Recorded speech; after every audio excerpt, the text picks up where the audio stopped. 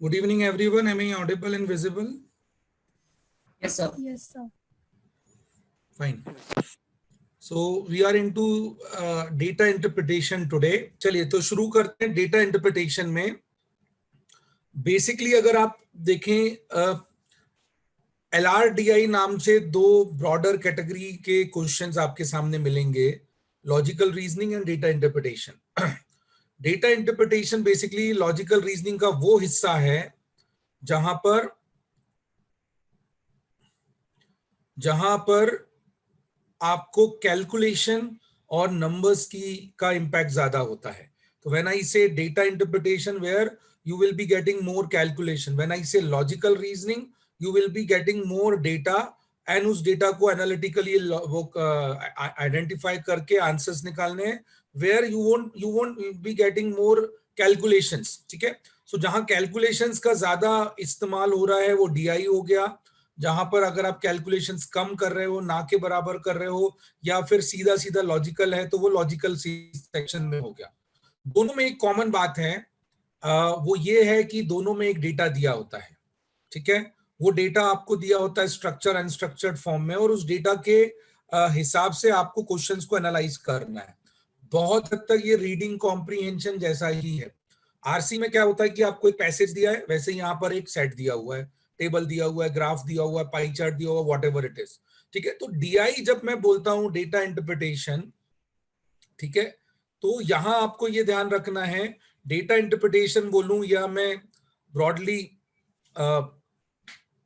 Logical reasoning बोलूं, दोनों में एक कॉमन बात ये आ जाती है कि आपके पास ब्रॉडली यहां पर डेटा दिया है, उस डेटा के हिसाब से हमें आंसर्स करने हैं.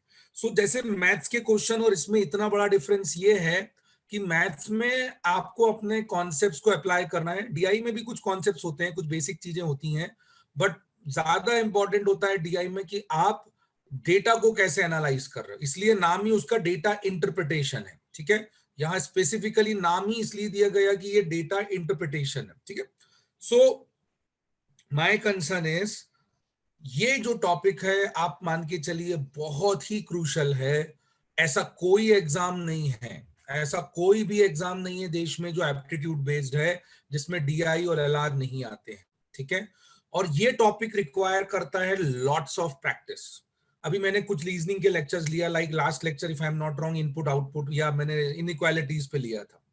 अब इनइक्वालिटी का लेक्चर ऐसा था कि आपने एक बार कर लिया, कॉन्सेप्ट समझ लिया, खत्म हो गया, उसके बाद जरूरत ही नहीं है आपको. बहुत ज्यादा दिक्कत नहीं है, थोड़ा बहुत जो नया टाइप है या प्रैक्टिस करके अपन थोड़ा बहुत निकाल सकते हैं. डीआई बिल्कुल भी ऐसा नहीं है. याद रखिएगा, डीआई में लॉट्स ऑफ प्रैक्टिस लगती है, an number of data interpretation के सेट बनाए जा सकते हैं, इतनी वैरायटीज है. और उसके बाद सबसे बड़ा कंसर्न है, वैरायटी से ज्यादा इंपॉर्टेंट है इसमें अलग अलग प्रकार के डेटा का रिप्रेजेंटेशन करना. आपको मैं दूंगा, आप मुझे 10 प्रकार का डीआई बना के दे दोगे, मतलब ये ऐसा क्वेश्चन होते हैं.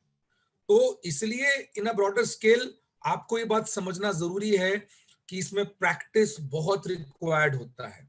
My suggestion is, after this session today we will be discussing basic.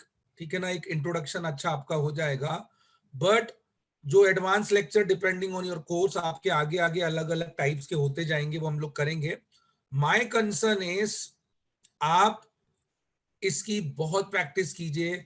विकल्प की ऐप है, अलग अलग ऐप है, आपको कुछ मटेरियल्स हैं, तो जहां भी वो मटेरियल मिलता है, सारे मटेरियल्स को आप मेजरली 3 से 5 डीआई रोज सॉल्व करो. इससे आपका कैलकुलेशन इंप्रूव होगा, आपका डेटा का एनालिसिस स्किल्स इंप्रूव होगा, और सबसे बड़ी बात है मल्टीपल टाइप्स के डेटा को एनालाइज करने का हेल्प होगा. मैं अगर 10 लेक्चर भी करूंगा ना तो भी डीआई कम पड़ने वाला है, बट आपको अगर 2 अच्छे से लेक्चर्स आपने बैठ के खुद से तैयारी चालू किया, इसकी बहुत सारे सेट्स किया मल्टीपल टाइम्स के, तो आप मान के चलिएगा बहुत ही हद तक आप अच्छा कर पाएंगे डीआई को. ठीक है. तो डेटा इंटरप्रिटेशन को बिल्कुल लाइटली मत लीजिए. कैट नाम के एग्जाम में आउट ऑफ एलआरडीआई का 50% वेटेज इज डीआई, है ना. अगर हम क्लैट की एग्जाम की बात करें, क्लैट एग्जाम में अगर आप ऑब्जर्व करेंगे 50% से ज्यादा जो क्लैट एग्जाम में 10-20%, 10 से 15% तक का जो वेटेज है वो आपको डीआई मिलता है. और भी जितने भी एग्जाम्स देखेंगे आप, महाराष्ट्र सिटी के या कोई कंपनीज के एग्जाम देखेंगे, गवर्नमेंट एग्जाम में तो पूरा का पूरा एक हैवी वेटेज डीआई होता है. तो एक ऐसा कोई आपको एग्जाम ही नहीं मिलेगा जिसमें डीआई नहीं आता हो।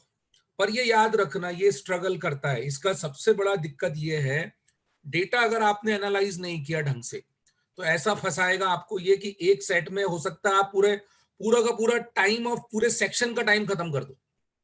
ये प्रॉब्लम होती है डीआई में, वो एकदम समझ में नहीं आएंगे आपको। कई दिखेंगे बहुत कॉम्प्लिकेटेड, होंगे उतने इजी, और कुछ दिखेंगे आपको बहुत इजी और वो रहेंगे कॉम्प्लिकेटेड।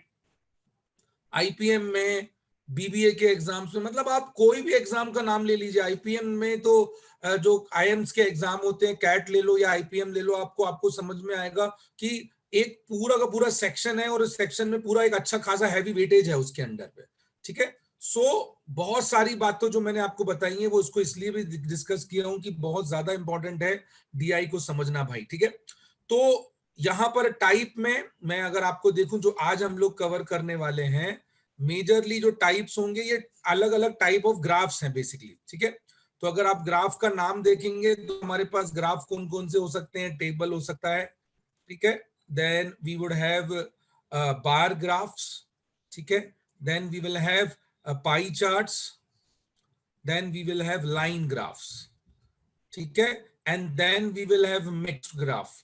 और इसकी लिमिट ही नहीं है, मैं आपको बोल रहा हूं ना, ये सिस्टम चलता चलता चला जाएगा, चलता चला जाएगा। आप सरप्राइज रहेंगे कि हर एक सेट में एक नया लर्निंग्स है। ब्रिलियंट टॉपिक है। अगर आप वाकई में चाहते हैं कि कुछ एप्टीट्यूड मैंने सीखा है तो ये एक बहुत बड़ा आपको पिक्चर देने वाला है कि आप डेटा को कैसे एनालाइज करते हो। डेली भी कर सकते हैं, न्यूज़पेपर पढ़ते होंगे, जो पढ़ते होंगे उसको समझ में आता होगा कि टेबल दिखता है, बार ग्राफ दिखता है, पाई चार्ट दिखता है, हजारों प्रकार के ग्राफ आपको डेली बेसिस पे दिखते हैं और सब में क्या होते हैं, नंबर्स होते हैं। उस नंबरों में आप बहुत सारा खेल कूद कर सकते हो भाई। यू कैन दो नंबर्स, ग्रोथ निकालना, इंक्रीज डिक्रीज निकालना। आप देखिए आपका कैसा एनालाइज होता है। आपको एक पाई चार्ट दे दिया है, उस पाई चार्ट में देश के सारी टेलीकॉम कंपनीज के मार्केट शेयर्स दे दिए हैं, आपको समझ आएगा कि भाई पिछले साल से इस साल का कंपैरिजन किया। तो ये अभी शायद आप नहीं करते होंगे बट आने वाले समय पे अब आपको करना है।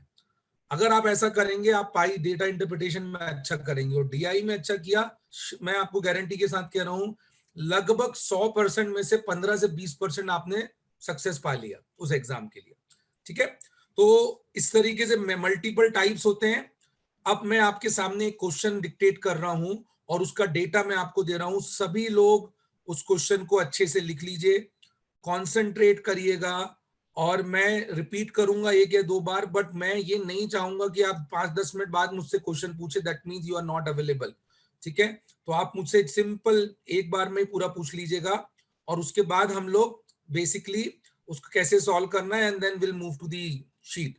सो लिखिए question, in which year company has, ये डेटा बाद में लिखना है, in which year company has witnessed maximum profit percentage growth?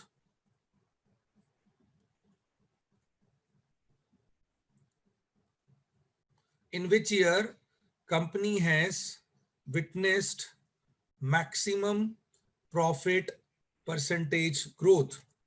ठीक है, लिखा आपने question. I am repeating once again, in which year company has witnessed maximum profit percentage growth? Data आपके सामने है, उसी के नीचे ये डेटा लिखिए। 15 में 100 रुपए का प्रॉफिट था, 16 में बढ़कर 125, 17 150, 18 180, 19 220, 2020 का 260 प्रॉफिट बताया गया है। ठीक है, अपने लॉजिक से, अपनी जितनी अंडरस्टैंडिंग से आप मुझे इसका आंसर कीजिए। No need to use calculator. I am giving you a minute and a half, मान के चलिए 90 सेकेंड्स ले लीजिए एंड आंसर मुझे चैट बॉक्स में आप दे दीजिए। ठीक है, क्या आता है इसका, वॉट एवर यू फील, जो भी समझ में आता। Okay, so I was telling, basically हमको जब क्वेश्चन ने डिमांड ही नहीं किया है कि एग्जैक्टली क्या निकालना है, तो why to go for an exact options rather than हम यहाँ पर एग्जैक्टली निकालने के पीछे भागने की जगह we will only stick to the requirement of the question. ठीक है, तो what basically we are trying here is, we are trying by using the question information to reduce time of our question. Ultimately अगर आप reduction of time नहीं सीखे तो ये मेरी क्लास का भी और आपके इतना क्लासेस करने का भी सब मेहनत बरकरार मतलब बेकार हो जाने वाला है। You need to understand the ways of reduction of timing. Ultimate खेल इस टाइमिंग है पूरा। जितना अच्छा टाइमिंग आप मैनेज कर पाएंगे किसी भी एग्जाम में, उतना जल्दी आप क्रैक कर पाएंगे। बट मैनेज करने का मतलब ये नहीं है कि एकदम फास्ट भागना है, तो वो भी गलती नहीं होनी चाहिए। तो in data interpretation there will be some keywords, याद रखिएगा। So like in this question, what was the question? In which year company has witnessed maximum profit percentage growth? So the first keyword that we understood is year. By option also, आपको of course आपको options भी मिलेंगे, अभी मैंने intentionally नहीं दिया था। तो पहला कीवर्ड था year। इसने हमें बताया कि भाई हमें एग्जैक्ट नहीं निकालना है, अप्रोक्सीमेट करना है इस क्वेश्चन को, ठीक है। दूसरी इंपॉर्टेंट बात थी, हमको ग्रोथ निकालना है। ग्रोथ बाय डिफॉल्ट याद रखिए परसेंटेज में ही होगा, ठीक है। तो ग्रोथ निकालना है, तो ग्रोथ कैसे निकालेंगे वो मैं अभी बताऊंगा आपको। तो दूसरा कीवर्ड था हमें ग्रोथ निकालना है, ग्रोथ, ठीक है। तो जो आप लोगों ने आंसर भेजने में मुझे गलती की है, जो अलग अलग जितनों के भी आंसर आए हैं वो गलत हुए हैं, वो यहां पर हुए। बट पहले अपन पूरे कीवर्ड्स देख लेते। तीसरा इंपॉर्टेंट कीवर्ड था, वो था मैक्सिमम, मतलब मुझे हाईएस्ट चाहिए, ठीक है। In which year company has witnessed maximum profit percentage growth. अच्छा, परसेंटेज वर्ड नहीं भी होगा तो भी ग्रोथ में बाय डिफॉल्ट आपको परसेंटेज ही निकालना है भाई, ठीक है। अब मैं आता हूं आपकी गलती पे। आपने गलती क्या किया, जिन्होंने भी आंसर्स मुझे भेजा, और देखिए आंसर्स भेजोगे आपके लिए अच्छा है भाई, टाइम बाउंडेड आंसर्स भेजोगे, you will absolutely recognise these things कि भाई जब मैं एक्चुअल में जब आगे करूंगा ना, तब मुझे ये याद आएगा कि मैंने ये गलती की थी। बट अगर आप आंसर्स नहीं भेजोगे, इसका मतलब you are not trying, you are just sitting ideal. That means आप आगे भी करोगे तो भी कुछ प्रॉफिट नहीं होना। इसलिए मैं, आप सोचो मेरा भी टाइम बढ़ जाता है, ठीक है। जितना मैं पढ़ाना चाहता हूं उससे कम पढ़ा पाता हूं, पर मैं भी चाहता हूं कि भाई आपका कहीं ना कहीं ये कंपलसरी ये होता रहे कि भाई आपकी थिंकिंग डेवलप हो। और थिंकिंग नहीं डेवलप कर पाया तो ये पढ़ाने का मतलब ही नहीं है मेरे लिए। ये याद रखिए आप कि थिंकिंग डेवलप करना बहुत जरूरी है, और उसी के लिए हम लोग लर्न कर रहे हैं, और इसीलिए मैंने ये एग्जांपल्स और ऐसे एग्जांपल्स हम लोग करते रहते हैं, ठीक है। तो गलती ये हुई आपसे, आपने सिंपली डिफरेंस निकाल दिया। जिन्होंने भी मैक्सिमम के आंसर मुझे याद तो 2020 मिला है, किसी किसी का आंसर 18, 19 एंड 1920 दो बार मिला है। आपने क्या किया, सिंपल डिफरेंसेस निकाल दिए। अब मैं भी आपके लिए डिफरेंस निकाल के देता हूं। पहले let us right differences first. यहां डिफरेंस है 25, यहां डिफरेंस है 25, यहां डिफरेंस है 30, यहां पर डिफरेंस है 40, और यहां पर फिर से डिफरेंस है 40।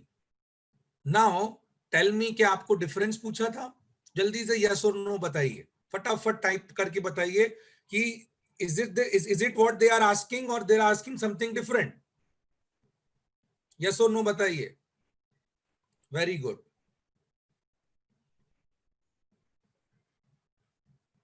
That is what, fantastic, they are asking percentage, that's it. मैं यही आपका ऑब्जर्वेशन चाह रहा हूं, यही डेवलप करना है। They are not asking for difference. No Sanaya, they are not asking for difference, they are asking for percentage growth. Yes, या आपने आस्किंग फॉर डिफरेंट लिखा है, ठीक है, perfect. So they are asking for percentage, they are not asking this difference. Do you expect in any type of exam, मतलब मैं बोल रहा हूँ ना, टेंथ लेवल पे भी कुछ एग्जाम्स होते हैं, वो एग्जाम भी कोई आपसे डिफरेंस नहीं पूछने वाला है। तो भाई परसेंटेज ग्रोथ था, तो यहाँ ये मिस्टेक हुआ आपसे। जनरली पहली बार मेरे से भी हुआ था, आपसे भी होगा, कोई बड़ी बात नहीं, बट अब नहीं करना है। तो हमको याद रखना है, ग्रोथ निकालना है हमको। ग्रोथ, ग्रोथ कैसे निकाला जाता है? ग्रोथ का सिंपल अंडरस्टैंडिंग है, आपको 2 ईयर का कंपैरिजन करना है। करंट वैल्यू को प्रीवियस वैल्यू से माइनस करके, करंट वैल्यू मतलब करंट ईयर को प्रीवियस वैल्यू से माइनस करके, प्रीवियस वैल्यू से ही डिवाइड करके इनटू 100 करना है। सीधी सी बात है। परसेंटेज के लिए आप कंपेयर करते हैं किसी वैल्यू से, और वो कंपैरिजन यहां हो रहा है डिफरेंस को। ये जो है ये 2 ईयर का डिफरेंस है। तो जो आपने निकाला वो केवल न्यूमरेटर निकाला है। हमको न्यूमरेटर के साथ डिनोमिनेटर से उसको कंपेयर करके फिर एक परसेंटेज देना चाहिए था। ये करना था ग्रोथ के लिए हमको, राइट। इसलिए आपने जो आंसर्स दिया बिगर सोचे, वो गलत हुआ। तो 2 लर्निंग यहां से आपको मिलता है। पहली बात, क्वेश्चन प्रॉपर पढ़ो, और दूसरी बात, जल्दबाजी में आंसर बिल्कुल भी नहीं देना है भाई, ठीक है। अब कुछ बेसिक बातों को ध्यान रखिए। यहां पर कितने साल है? 6 साल है। बट ग्रोथ कितनी निकलेंगी 1, ये देखो 1 2 3 4 5, तो ये ग्रोथ ईयर्स है। तो ग्रोथ कभी भी दो पर्टिकुलर ईयर्स के बीच में होता है, वो हो सकता है 15 से 20 का भी निकाल लो, हो सकता है कॉन्जिक्यूटिव 2 इयर्स का निकाल लो, बट हमेशा याद रखिए दो फिक्स पीरियड का ही ग्रोथ निकलेगा, ठीक है। तो when I am calculating, I can't calculate growth for 2015, sorry, you don't have a data for 2015 के बेस के लिए, तो 2015 का बेस होगा 2014, तो I can't calculate growth for 2015, but I can calculate growth for 2016.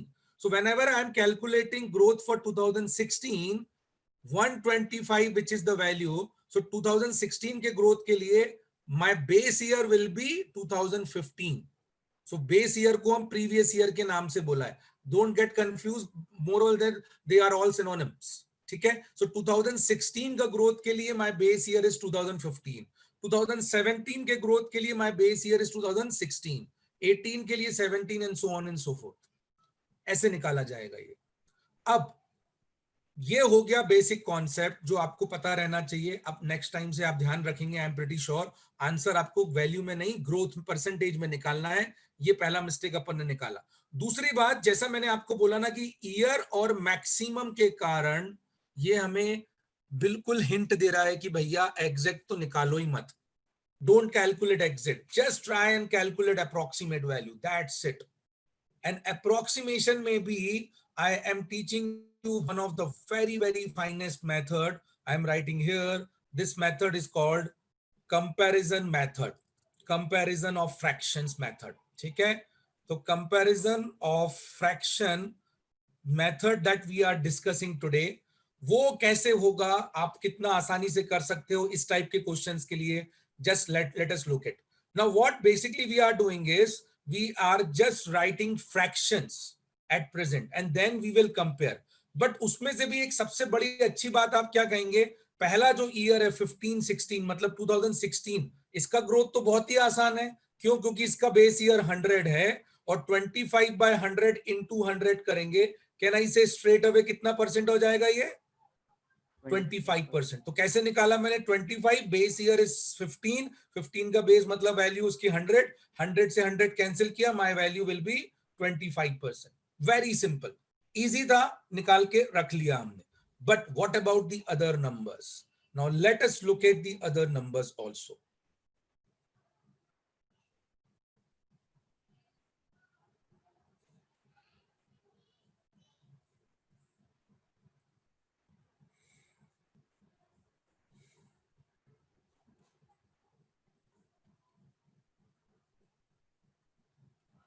Now for the other numbers, comparison of fraction method says is you can compare in two ways whenever you don't need to calculate exact answer. Listen, carefully listen. Whenever you don't need exact answer, you can use this method by comparing fraction in between them. So there are two ways of doing it. One is straight away just compare, but here the numbers are pretty closer.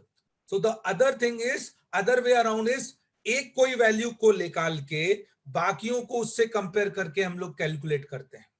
सो बाकियों को compare करने का तरीका क्या है वो मैं आपको यहां सिखा रहा हूं, क्योंकि बाकी जो मेथड जो कंपैरिजन फ्रैक्शंस को आपस में कंपेयर करने का है वो तो आप over the period of time बहुत सारे क्वेश्चन में देखने ही वाले हैं।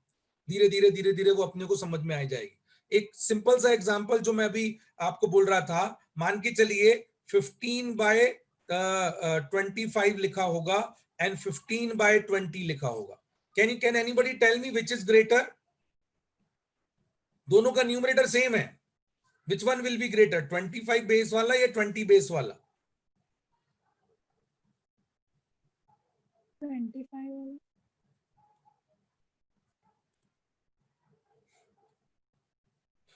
So this is the first thing you should understand. इन दोनों को मुझे कंपेयर करने के लिए do I need an exact value? I can straight away see, because denominator of both the numerator of both number are similar, I can see the denominator. Denominator here it is 20, so I can straight away say the denominator जिसका less होगा वो value बड़ा होगा, तो ये बड़ा होगा और ये छोटा होने वाला है। ये बहुत आसान है, अगर इजी नंबर्स होंगे आप आसानी से कंपेयर कर पाएंगे।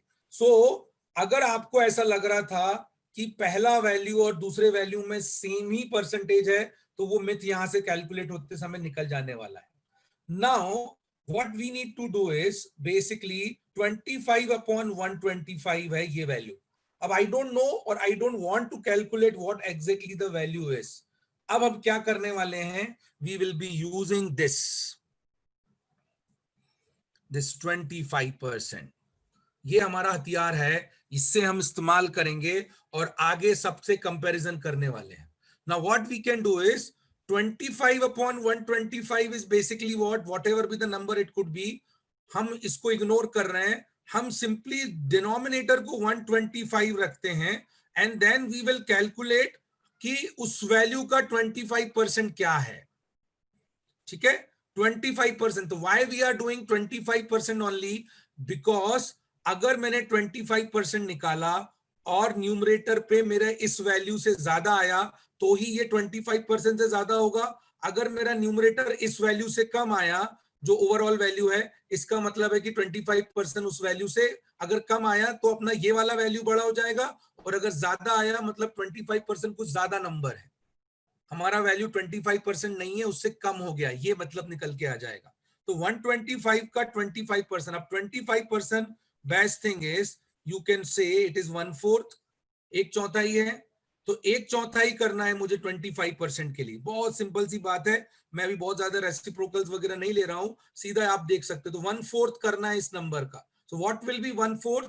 1/4 इज नथिंग बट 2 बार उसको आधा करना है। So let us do it 2 times half of 125. What is half of 125? 62.5. And 62.5 का half is 31 point something. तो मैं 31 भी approximately लेता हूं। 31, 32 अगर आप रखते हैं, हर सिचुएशन में this value is greater. मतलब my actual value is less than 25%. So can I say my second value can never be my answer, because already I have got a value called 25%. तो ये वाला जो value है वो 25% से कम है, इसलिए 2017 can never be my answer. So I am eliminating this value. Similarly, I am moving to third value. Once again I am doing the same thing, 30. Now what is the base here? Base will be 150. Same logic, because ये तो cancel हो चुका है। अब once again I will do it 25%. So 25% निकालेंगे। Now this time किस value का? 150 का। 150 का 25% निकालेंगे। So कैसे निकाला था 150 का 25%? मैंने 2 times half, पहले आधा करो 75, फिर आधा करो 37.5. Now if this value को 25% बनाना है मुझे, तो ये 37.5 चाहिए, बट मेरे पास तो 30 है। इसका मतलब ये भी 25% से कम है, इसका मतलब ये भी मेरा आंसर नहीं हो सकता। Straight away ruled out. Don't think कि मेरे को टाइम लग रहा है। वंस अगेन मैं रिपीट कर रहा हूं, आप इस बात के परसेप्शन मत बैठाना। पॉइंट ये है कि मैं आपको समझा रहा हूं, नेक्स्ट टाइम जब आप समझ जाएंगे और 2-3 बार इसको प्रैक्टिस कर लेंगे, आप नंबरों को देखकर कंपेयर कर पाएंगे। एंड ट्रस्ट मी, डीआई में यही चाहिए आपका, कैसे आप कंपेयर कर पा रहे हैं। एग्जैक्ट निकालने भागोगे बहुत दिक्कत करेगा। चलो let us calculate fourth value. Fourth value once again I am trying. अब 40 डिफरेंस है, ठीक है, डिफरेंस इज 40। अब डिनोमिनेटर क्या है? 180। ठीक है, let us do it once again. 180 denominator है। तो अगर आप ऑब्जर्व करें, यहां पर ऑब्जर्व करने के बाद सेम लॉजिक फिर से अप्लाई करना है मुझे। 180 का 25% निकालूंगा, अगर वो 25% से ज्यादा होगा तो ही आंसर हो सकता है। तो निकालिए 180 का 25%, आप माइंड में कैलकुलेट करिए और मैं आपको बताते जा रहा हूं कैसे निकालना है। 125% 2 बार आधा, तो 180 का आधा 90, 90 का आधा 45। वंस अगेन हमारा ये जो नया वैल्यू है ये ज्यादा है, मतलब ओरिजिनल वैल्यू 25% से कम है। दैट मींस ये भी मेरा आंसर नहीं हो सकता। लास्ट ऑप्शन, अब आपके पास 2 ही ऑप्शंस बचे हैं, पहला और आखिरी। ठीक है, तो आखिरी वाले को भी अपन फिर से देखते हैं। 220 मैंने रखा, इसका 25% कितना होगा, आधा इस 110, उसका आधा इस 55, दैट मींस ये भी बड़ा है, मतलब ये भी हमारा वैल्यू जो है वो 25% से कम है, मतलब ये भी मेरा आंसर नहीं हो सकता। वैसे भी 2015 तो आंसर हो ही नहीं सकता था, तो what will be your answer, your answer will B 2016, या आप उसको ओनली 2016 बोलेंगे तो भी चलेगा, ऑप्शन के हिसाब से you can say 2015 and 16, both are similar, ठीक है। तो योर आंसर विल बी 15-16, ना कि 19-20 जो आप लोगों ने मुझे मैक्सिमम ने आंसर दिया था। I hope you are getting this. What basically I did is I have not calculated exact values here. I have simply compared various numbers and comparison से ही मुझे एक रिजल्ट मिल गया कि भाई पहला वैल्यू मुझे सबसे बड़ा है। I don't know what is this number. ये कितने फ्रैक्शन में ये कितनी वैल्यूज है मुझे पता है क्या, नहीं पता है, उसके बाद भी मैं आंसर निकाल पाया। This is what DI is all about. This is what exactly you need to do in DI. Otherwise DI इतना खतरनाक है, आपका प्रैक्टिकली इतना टाइम खराब कर देगा जिसकी कोई लिमिट ही नहीं। ठीक है, चलिए समझ आया कि नहीं, यस और नो फटाफट लिख के बताओ, and then we will move to sheet. अब हम लोग शीट की तरफ वर्क करेंगे भाई, और अगर कुछ क्वेरी है तो यू कैन अनम्यूट भाई और आंसर मुझे बता सकते हैं।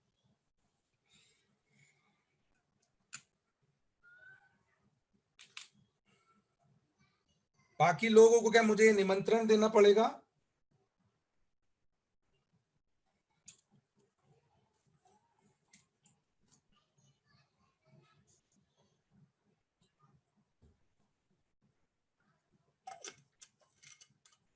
कूल, तो ये आपके सामने है, मैंने आपको बता दिया। अब आप अपना वर्कशीट निकालिए, ठीक है, इसमें कुछ क्वेरी नहीं है, ये आपके पास रिकॉर्डिंग में भी रखे रहेगा, डेटा आपके पास है, जो मैंने कैलकुलेट किया वैसा एक बार जरूर कैलकुलेट करके देखिएगा, और मैं आपको प्रूफ करूंगा कि देखिए कितने बार ये मेथड लगता है, ये कंपैरिजन ऑफ फ्रैक्शन मेथड बहुत बहुत बार लगता है। ठीक है, तो आप या तो किसी परसेंटेज को निकाल के कंपेयर कर सकते हैं, या फिर आप स्ट्रेट अवे दो फ्रैक्शन को आपस में कंपेयर कर सकते हैं, डिपेंडिंग ऑन कि कैसे कैसे वो होगा। और कंपैरिजन बहुत बहुत क्रूशियल पार्ट है अगर आपको कैलकुलेशन से बचना है भाई तो। ठीक है, मैं कितनी मेथड बताऊं याद रखिएगा, एसएमसी में वो सब कम पड़ेगी, जब एक्चुअल कैलकुलेशंस आते हैं ना तो वो बहुत तगड़े होते हैं। तो हम उन मेथडों का इस्तेमाल कर सकते हैं अपनी कैलकुलेशन को रिड्यूस करने के लिए, बट हमको साइमल्टेनियसली ये भी सीखना पड़ेगा। चलिए तो मूव करते हैं हम।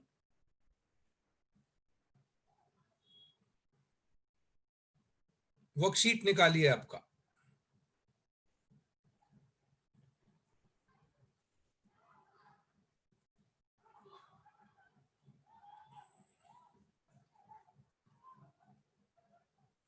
वर्कशीट निकालिए, डेटा इंटरप्रिटेशन का चैप्टर आपके सामने है।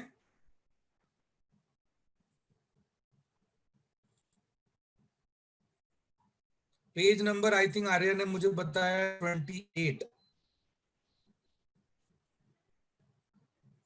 Perfect, very good, thank you. ये रहा आपके सामने पहला क्वेश्चन, बहुत सिंपल सिंपल क्वेश्चंस हैं ये।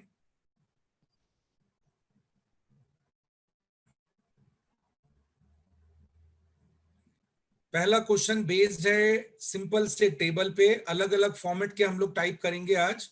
पहला क्वेश्चन बेस्ड है डेटा इंटरप्रिटेशन का टेबल फॉर्मेट पे, ये सबसे कॉमन और सबसे ज्यादा आने वाला फॉर्मेट है। हालांकि ये क्वेश्चन बहुत ही सिंपल है, इसकी आने की चांसेस कम होती है, बट कॉन्सेप्ट्स को लर्न करने के लिए ऐसे क्वेश्चन की जरूरत है भाई। तो देयर आर 4 क्वेश्चन आपके सामने है, आई थिंक 4 मिनट मैक्सिमम होगा, 3 to 4 minute. Just do it, answer एक साथ दीजिएगा ग्रुप में, मुझे पर्सनली प्राइवेटली भेजिएगा, और शुरू करिए आप सॉल्व करना इसको। कैलकुलेटर बिल्कुल नहीं चाहिए भाई, हाँ आप अपने आप को धोखा दोगे अगर कैलकुलेटर का इस्तेमाल करोगे तो। ठीक है, ट्राई बाय योर ओन करो, थोड़ा टाइम लग रहा है ना, करने दो, कोई दिक्कत नहीं है, वो होगा, इंप्रूव होगा, बिल्कुल होगा। पहला वाला सेट ना? Yes yes, first set 1 to 4। Okay, so let us begin. Some of you have posted answers, some of you have actually still solving. ठीक है, it's okay. Now let us try and understand in under data interpretation, as I told you previously, अभी जब मैंने starting में introduction लिया आपका, तब I have already mentioned there is data and उस डेटा को आपको एनालाइज करना है. There are multiple ways of analysing data. One way will be what identifying growth, other way identifying average, other way identifying which is greater, which is smaller. There are multiple ways you can do it. Why do we need this? You can understand we are living in a world of data. Here you need to compare. You need to understand that comparison is one of the common thing, common object. We will be comparing two countries, we will be comparing two nations, we will be comparing two continents. There can be a comparison between two companies. Like Vodafone Idea is a one company, other companies Reliance Industries की अपना Jio, तो इनमें आपस में comparison. तो जब भी कभी कंपैरिजन करना है थ्रू डिफरेंट ग्राफ, हमको ये जरूरत है. इसलिए ये ग्राफ को समझना बहुत जरूरी है. और ये बहुत सीधा सा सिंपल सा ग्राफ है, ऐसा कोई बहुत उसमें नहीं है. अगर आप कंसर्न करें तो देखो, पहली चीज है अच्छे से पढ़ लो क्या लिखा है, डेटा समझ लो. अगर डेटा समझ नहीं आता है या डेटा आपको कॉम्प्लेक्स लगता है तो वो सेट को पिक नहीं करना है. 4-5 क्वेश्चंस रहेंगे, ये मैं इसलिए बता रहा हूं. हालांकि अभी तो मैं वही क्वेश्चंस करवाऊंगा जो आपको अभी करने चाहिए. फिलहाल मैं आपको एक ऐसा ओवरऑल अंडरस्टैंडिंग के लिए बोल रहा हूं कि डीआई में जो सेट्स कॉम्प्लेक्स दिखते हैं, आपको समझ में नहीं आते, उनको छोड़ना रहता है भाई. नहीं तो आप मान के चलिए एक डीआई आपको 10-15 मिनट के लिए ऐसे ही फंसा लेने वाला है.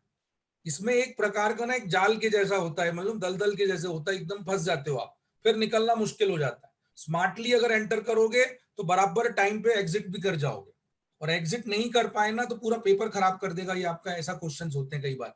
तो स्मार्टली डील करो, कोई दिक्कत नहीं है. ज्यादा प्रैक्टिस करने का फायदा यही है, आप क्वेश्चन को स्कैन करके समझ में आ जाएगा कि भाई करना नहीं करना.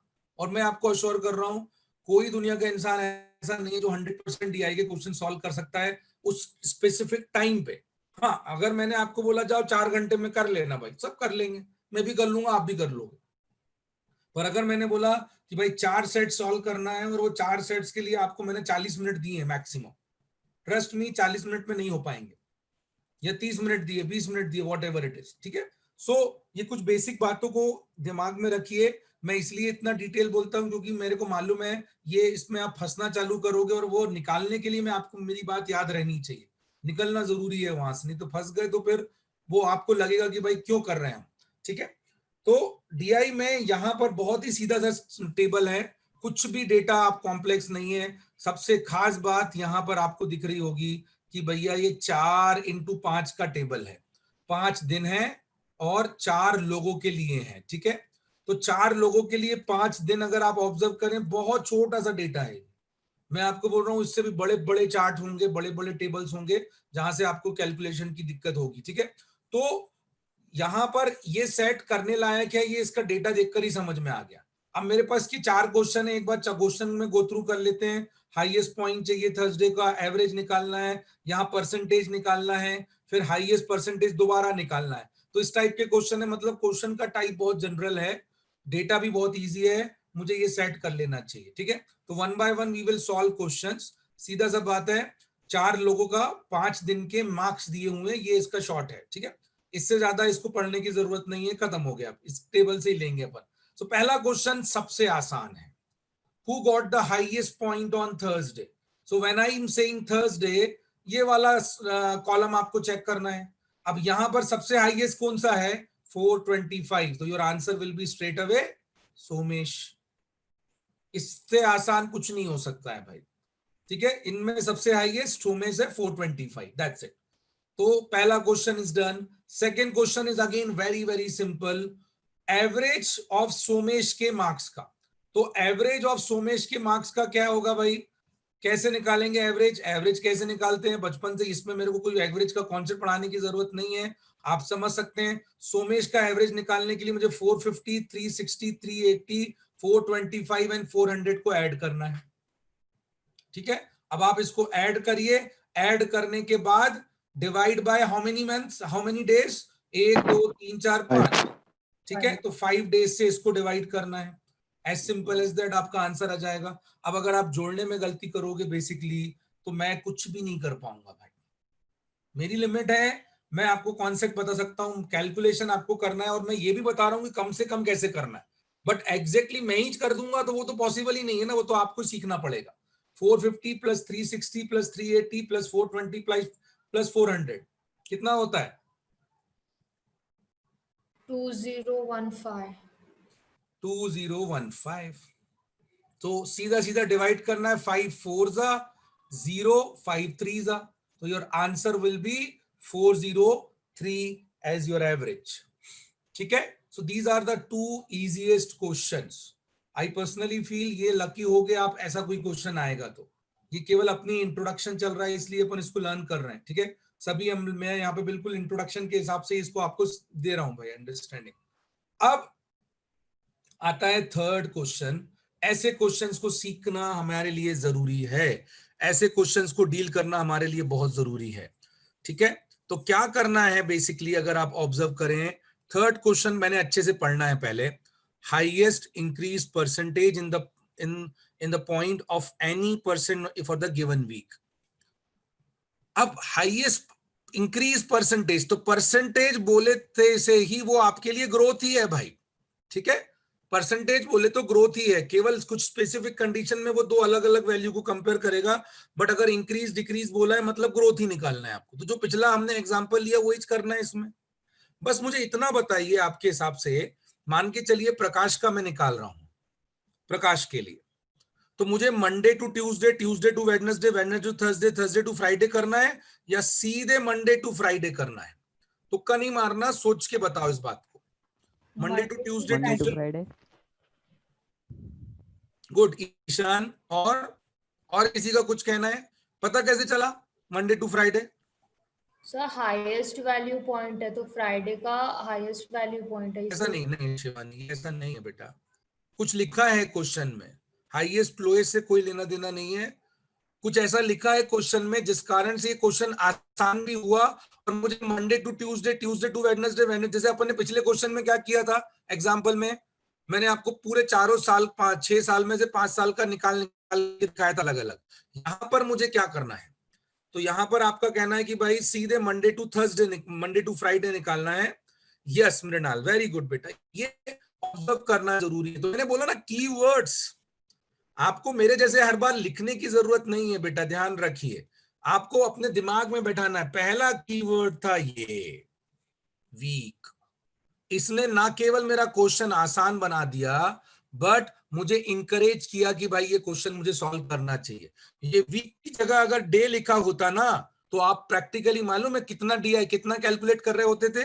1 2 3 4, 1 2 3 4 फॉर प्रकाश एंड रंजन और सोमेश और विजय मिला के टोटल 16 कैलकुलेशन हमको करना पड़ता, क्योंकि गिवन डे मतलब Monday to Tuesday, Tuesday to Wednesday, Wednesday to Thursday, और वो भी हर एक के लिए।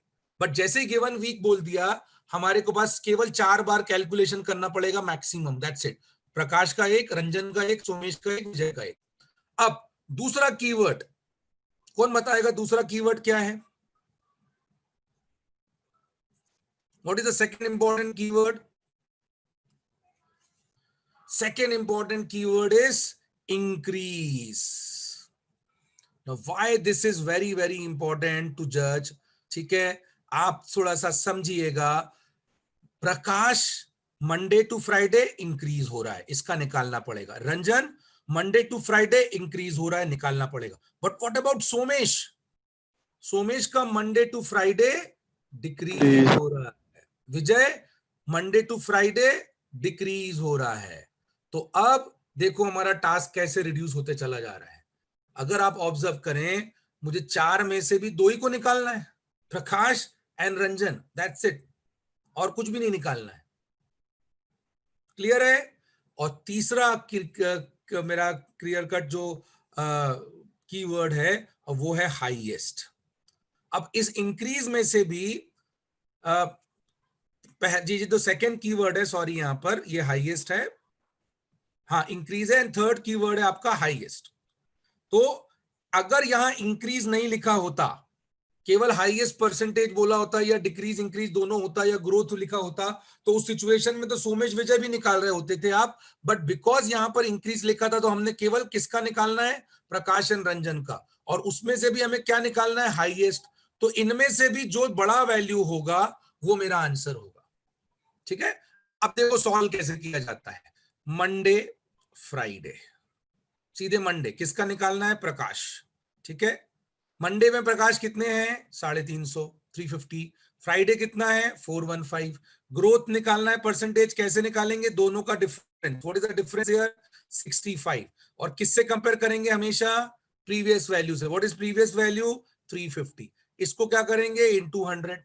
नाउ पहले छोटा कर लेते हैं इसको, this is 13 times and this is 70 times. So your value will be, एक जीरो से ये जीरो कैंसिल हो गया, so your value will be 130/7। 130/7 answers देख के मुझे लगता है कि भाई मुझे एग्जैक्ट तो निकालना ही नहीं है, तो भले ही मैं अगर वैल्यू निकाल भी रहा हूं तो भी मैं एग्जैक्ट, मतलब एग्जैक्ट का कहने का मतलब है डेसिमल तक जाना ही नहीं है। जब तक ऑप्शन बहुत ही क्लोज नहीं होते ना तब तक जाना ही नहीं, अपन बिल्कुल इंटीजर्स तक जाएंगे। 7 1 जा 7, कितना बचा है 6, 60, 7 8 जा 56 बस। तो मेरा प्रकाश का वैल्यू कितना आता है 18%। Now after seeing Prakash value, if I will observe with option, what exactly I am getting here? Am I getting an answer? Or do I need to calculate the value for Ranjan also? Tell me. Do I need to calculate value for Ranjan, or I'm getting an answer straight away? So here? we are getting the answer. Excellent. Option में 4 ही है, ये आपका observation है, ये आपकी सतर्कता है, ये आप अंडरस्टैंडिंग है टूवर्ड्स क्वेश्चन, आपने कैसे पढ़ा यहां साबित करेगा। अगर हम बेवकूफी के जैसे क्या कर लें, बेवकूफी के जैसे कि दूसरा भी निकाल रहा है तीसरा भी निकाल रहा है, इसका मतलब क्या है कि हमने ढंग से पढ़ा ही नहीं। जैसे ही आपको 18% आया, आपने देखा ऑब्जर्व किया ऑप्शन में तो सबसे बड़ा वैल्यू 18% है। What does it mean, this means कि सेकंड वैल्यू 18 से कम ही होगा, तभी तो उसने 18 का ऑप्शन से बड़ा ऑप्शन ही नहीं दिया, तो मुझे बढ़ने की कहीं जरूरत ही नहीं है, मुझे आंसर 18% मिल गया स्ट्रेट अवे। अब तीसरे से चौथा डिपेंडेंट है, सबसे अच्छी बात है, पढ़ो जरा पूरा क्वेश्चन सेम ही है, यहां व्हाट लिखा है यहां हु लिखा है। व्हाट मतलब कितना, हु मतलब कौन, तो हु मतलब who is the value, who is the person, Prakash का सबसे बड़ा, बाकी सब तो सेम ही है ना। Is it similar question as previous, yes और no, what who, what will be your answer, ये 18% था, यह हो गया प्रकाश, क्योंकि प्रकाश का सबसे बड़ा निकाला था हमने। So this is the way we can deal with DI questions, by observing things which is given in the question, data जो दिया हुआ उसको, और यही स्किल्स आप स्लोली डेवलप करेंगे, and this will require time, depends करता है क्वेश्चन टू क्वेश्चन। यहां पे चलिए डन। तो पहला सेट प्रिटी सिंपल, बहुत आसान सा क्वेश्चन था, कर लिया हमने। मूव करते हैं हम 5 to 9 की तरफ सेकंड सेट पे, और सेकंड सेट जो है मेरा थोड़ा नीचे थोड़ा ऊपर है, तो वो अपन डेटा आपके सामने, मैं डेटा पर ऊपर रख देता हूं आपको। इज इट क्लियर, पहले 4 क्वेश्चन बिल्कुल क्लियर है, डन है, किसी को कुछ क्वेरी, ठीक है, नो क्वेरीज, तो that means let us move to second set. Now second set काय पे बेस्ड है भाई,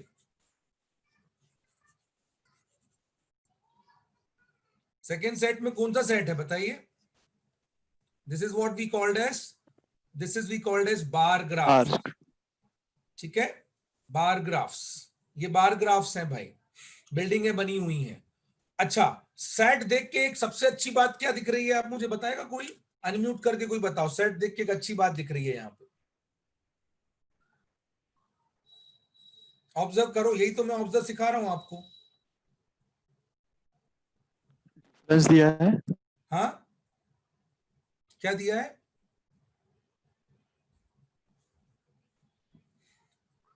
क्या दिया है बेटा, समझ नहीं आया मुझे। सर नंबर लिखे हुए हैं। हाँ श्रेणी, very good.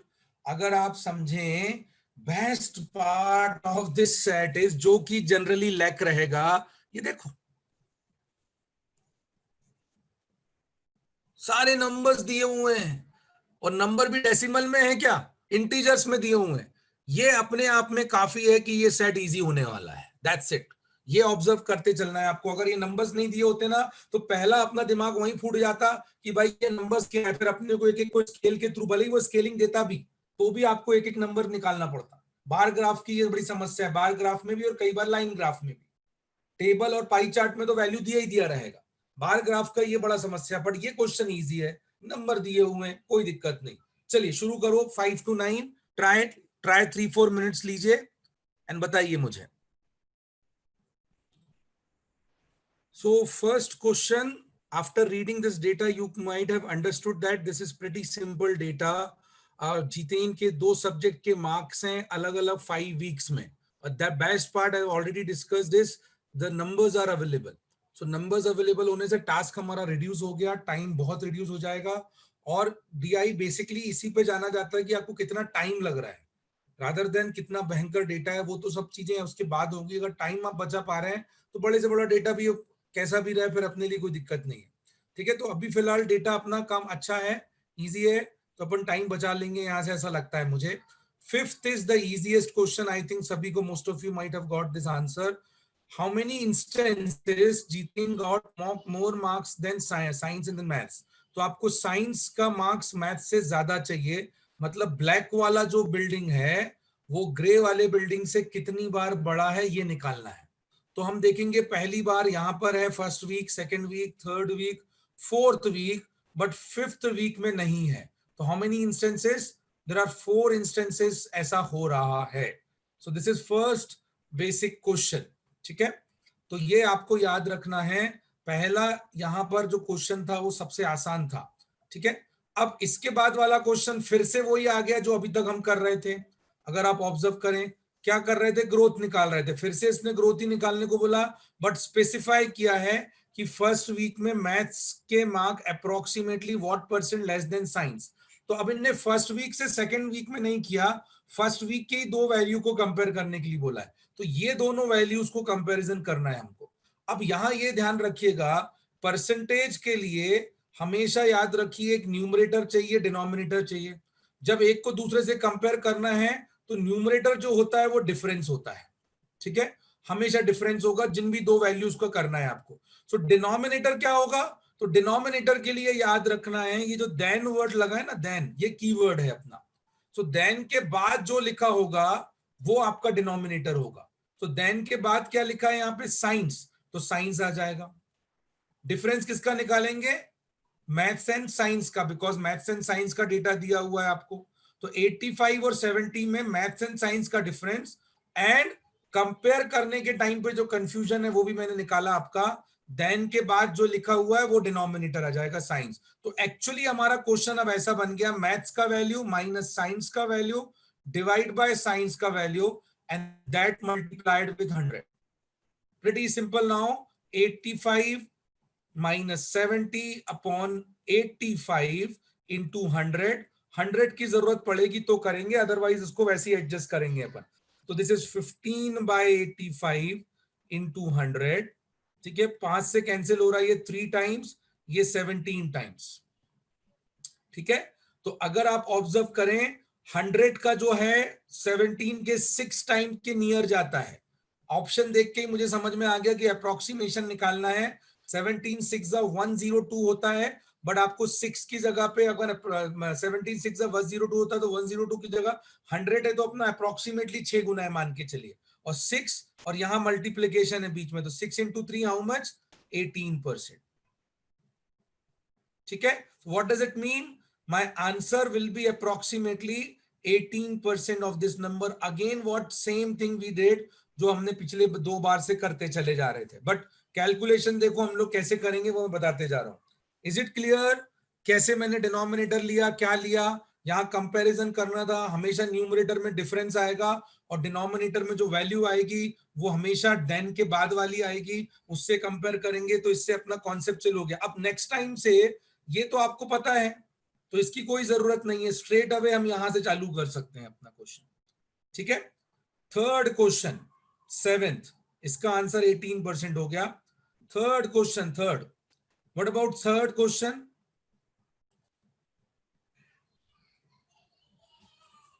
Now look at the, observe करिएगा जरा, ऑब्जर्वेशन करिए आप। 7th क्वेश्चन में जो 3rd नंबर पे है, हमसे पूछा है how much more than maths. Average marks निकालना है, मतलब दिमाग में एवरेज घूमता है। देन उसके बाद एवरेज के बाद हमारे पास दिमाग में ये आता है कि भाई साइंस कितने बार ज्यादा है मैथ से। ठीक है, तो the average marks in science is how much more than maths पूछा हुआ ये। अब पहली बात जब एवरेज दिमाग में आया तो हमने ये लगा होगा कि भाई साइंस को सम करूं और उसका एवरेज निकालूं, मैथ्स का सम करूं और उसका एवरेज निकालूं, एंड देन मुझे क्या पूछा था, मोर। मोर का मतलब ही होता है, मोर या लेस का मतलब होता है डिफरेंस। डिफरेंस निकाल दो, ये मुझे करना है। तो ये मेरे पास बताया गया है कि भाई साइंस का एवरेज निकालो और मैथ्स का एवरेज निकालो और दोनों का डिफरेंस निकाल दो। ये तो क्वेश्चन में बताया है। क्या मैं इसका ऑल्टरनेट कर सकता था? Yes, that is what we need to learn here. There is absolutely an alternate for this. What is that alternate is, I could have tried first, मैं डिफरेंस निकाल सकता था। पहला तो जो बोला वही कर सकते थे आप, साइंस का एवरेज, मैथ्स का एवरेज, देन डिफरेंस। अब मैं उल्टा भी कर सकता था, पहले डिफरेंस निकालूं एंड देन फिर एवरेज निकालूं, पहले डिफरेंस निकालूं एंड देन एवरेज निकालूं। Will that give me a same result? Yes, both will be same, because arithmetically average निकालना is one on the same thing. आप डिफरेंस निकाल के एवरेज निकालो या एवरेज निकाल के डिफरेंस निकालो, result will remain same. But आसानी के पॉइंट ऑफ व्यू में देखा जाए, ये जो मैं बता रहा हूं ये आपके लिए इजी हो जाएगा। देखो पहला वीक कितना डिफरेंस है, 15 का। सेकेंड वीक कितना डिफरेंस है, 82 minus 74, how much, 8। Third week कितना डिफरेंस है, 3। Fourth week 10। And what about fifth week? 20. नहीं होगा। क्या डिफरेंस है अभी तक ये 4 में और इसमें? ये 4 और इसमें क्या डिफरेंस है बताइए भाई। आपसे पूछा है साइंस मोर देन मैथ्स, तो हमने भी क्या लिखा, साइंस माइनस मैथ्स। बट यहां पर साइंस छोटा हो गया है, तो डिफरेंस निकालोगे तो ये किस में आ जाएगा, Minus. माइनस में। ठीक है, ये याद रखना है, इसमें गड़बड़ नहीं, नहीं तो आपका बना बनाया पूरा मेहनत खराब जाने वाला। ऑब्जर्वेशंस बहुत तक ध्यान रखने। अब मुझे इसका एवरेज निकालना है तो जोड़ देता हूं मैं। ये कितना हो रहा है, 15 8 23 3 36, एंड दिस इज -20। क्या आ जाता है value, 16। Now 16 is difference. I have not calculated average here. This is difference. Now what we need to do for average? Average के लिए जितना भी difference दिया है उसको number of weeks से मैं divide कर दूं। 5 weeks हैं, 5 से divide कर दीजिए, तो 16 divide by 5, your answer should be 3.2. Is it an option? No. है भाई, ऑप्शन में है। None of this. क्या वो ऑप्शन नहीं है? ऑप्शन में नहीं होने का मतलब है कि हमने जो निकाला वो आया ही नहीं। ठीक है, तो 3.2 is your final answer. Know the best part is 7th question के जैसा 8वां क्वेश्चन था। मतलब जो डेटा आपने लिया हुआ है ना, वो डेटा आपको काम पड़ जाता था 8th में भी। कैसे काम पड़ता था, how many times the difference between the marks in science and maths is more than 10। ठीक है, तो साइंस एंड मैथ्स का जो डिफरेंस है s माइनस m, ये मैं मॉड में रखता हूं, it should be greater than 10। ये मॉड में क्यों रखा बाद में बताता हूं, बट ग्रेटर देन 10 का मतलब 10 के बराबर चलेगा क्या, पहले ये बताइए। मोर देन 10 नहीं चलेगा। नहीं चलेगा. नहीं चलेगा सर। चलेगा? नहीं चलेगा। नहीं चलेगा. बिल्कुल नहीं चलेगा। यू शुड अंडरस्टैंड, 10 से ज्यादा चाहिए तो मिनिमम 10.1 भी चलेगा। अब यहां तो इंटीजर्स में तो 11 चलेगा, 12 चलेगा, 13 चलेगा, बट 10 नहीं चलेगा। दूसरी बात, मैंने साइंस माइनस मैथ्स को मॉड में रखा। अब देखो इसमें और इसमें डिफरेंस समझिए। यहां मुझे साइंस को मैथ्स से ग्रेटर बताया है और यहां पर क्या बोला है कि साइंस और मैथ्स का difference. So what does it means कि साइंस भी बड़ा हो सकता है, मैथ्स भी बड़ा हो सकता है, पर दोनों का जो डिफरेंस होना चाहिए वो 10 से ज्यादा कब आया।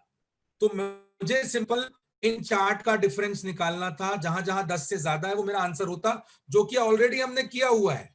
क्या नहीं, से पहले वीक में 10 से ज्यादा का डिफरेंस है, दूसरे वीक में नहीं है, तीसरे वीक में नहीं है, चौथे वीक में 10 का डिफरेंस है, बट ये नहीं चलेगा क्योंकि 10 से ज्यादा चाहिए।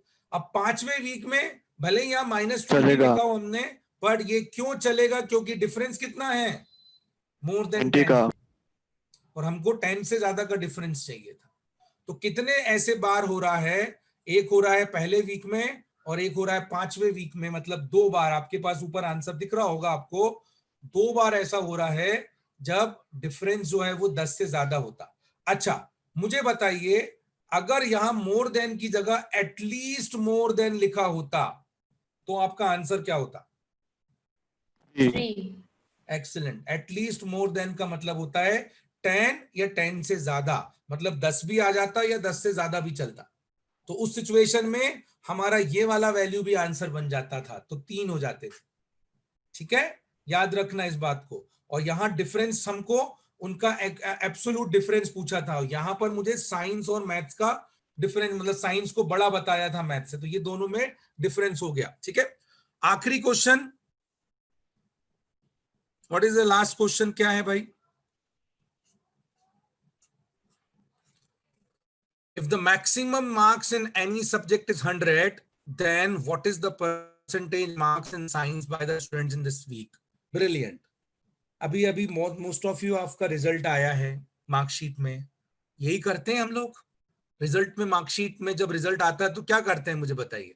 हम टोटल परसेंटेज कैसे निकालते हैं? How do you calculate percentage? ऐसे ही लिखते हैं, मार्क्स ऑब्टेन्ड, जितना आपको मिला, डिवाइड बाय टोटल मार्क्स, और उसको क्या कर देते हैं? इनटू 100। आपकी परसेंटेज निकल गया मार्क्स का, जो आपके मार्कशीट में होता है। वही चीज उसने बोला है कि maximum marks in any subject is 100, then percentage marks in science by the student. तो science by the student 5 week का, मतलब 5 सब्जेक्ट मान लो आप, या 5 वीक बोल लो, whatever it is, doesn't matter. तो 5 वीक का उसका एवरेज परसेंटेज क्या है वो निकालना था। ठीक है, तो पहला तरीका तो यही था कि मैं साइंस के टोटल मार्क्स को जोड़ूं। टोटल 5 सब्जेक्ट के 500 होंगे तो 500 रख दूं, तो साइंस का समेशन कितना होने वाला है? Denominator will be 500। क्यों? क्योंकि हर बार 100 मार्क का पेपर है, तो 5 बार के लिए 500 मार्क्स हो गए टोटल मार्क्स। और साइंस में कितना मिला है बताओ? 380 कितना? 380 सर 80। 80 380 into 100, ये कैंसिल हो जाता, and your answer would have been straight away 76। दूसरा तरीका ये था आपका ऑब्जर्वेशन। ये तो बहुत आसान नंबर था इसलिए अपन ने निकाल लिया, बट यहां ऑब्जर्व करिए आप, मैक्सिमम मार्क्स 100 बोला है, मतलब सभी 100 वाले हैं। तो अगर मुझे अपनी मार्कशीट में सभी पेपर एक जैसे मार्क्स वाले हैं और उसका बेस 100 है, तो एक और तरीका है वो मैं निकाल सकता था, जो आप ट्राई करके देखना है इसको घर पे, और वो था सीधा मैं 5 का एवरेज निकाल लूं।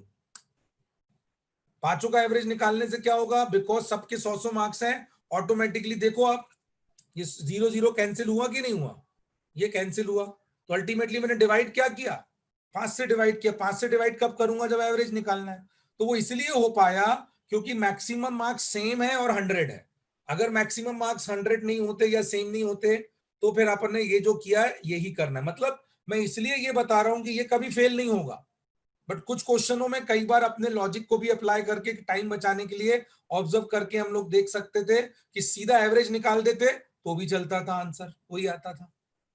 ठीक है, so this is the way we did it, 1 और 2 सेट। अब आते हैं एक अलग सेट की तरफ, बार ग्राफ।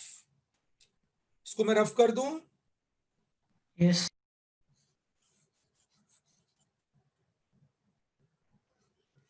बार ग्राफ पे जाएंगे। बार ग्राफ कौन सा लेना है मैं देखता हूं, देखूं वो वाला सेट विजिबल है या नहीं है।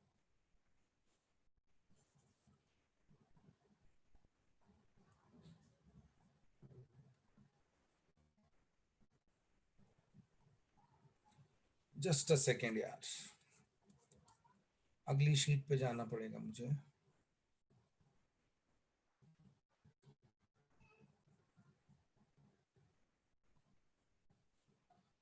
सो 20 to 22, 20 से 22 वाला जो क्वेश्चन है, is it visible? Yes, sir. Yes, sir. आपकी शीट में आपको विजिबल है? चार्ट की वैल्यूज बताओ, वो नहीं, चार्ट की वैल्यूज आपको अपने उसमें विजिबल रहनी चाहिए। No, sir. हाँ, yes, sir. Yes, sir. Yes, sir. अभी देखो यहाँ पे दिख रहा है आईबीएम वगैरह सब, और यहाँ पर तो ये तो बहुत ही क्लियर है, ठीक है। तो this is visible. Let us try 20 to 22। जिसको विजिबल नहीं है वो अपने पास डेटा लिख लो भाई। क्या नहीं दिख रहा है आर्या? दिख रहा है ना बेटा, यहाँ वैल्यू विजिबल है अभी। IBM is how much? 28%. 28.